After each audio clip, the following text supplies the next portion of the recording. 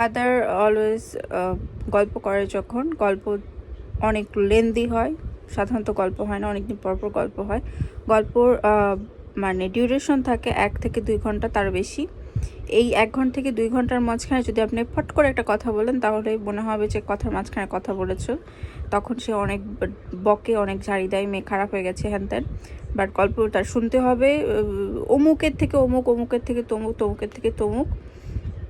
তাদেরকে তো আমি চিনি না, বাট ইমাজিনেশন করতে হয়। এবং তার নিজের আত্মীয় স্বজনের থেকে আবার মানে শাখা প্রশাখা অনেক হয় গল্পের। এবং এটা করতে করতে টাইম ওয়েস্ট হয়, এবং লাস্টে আমারই দোষ হয়েছে। আমি গল্প শুরু করছি, এই জন্য সে শেষ করছে, এই জন্য এটা আমার দোষ।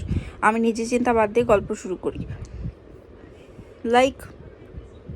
এবং লাস্টে যে বকারগুলো খাই, ভাই আর জীবনে গল্প করবো না এরকম মনে হয়। চুপচাপ থাকা, বাবার সাথে ডিস্টেন্স বজায় রাখাটা ইম্পর্টেন্ট। প্রথমে একটা ছোট 2 থেকে 2000 2 মিলিয়ন হয়ে যায়, আর দোষ হয় আমার, আর কি। যাই হোক, আর গল্প করা যাবে না। আবারও এরকম আমি দিন আসবে জানি, মাসে হয়তো বা 2-3 মাস বা বছরে 1-2 বার এরকম গল্পের ডিউরেশন 3 ঘন্টা 4 ঘন্টা হতে পারে।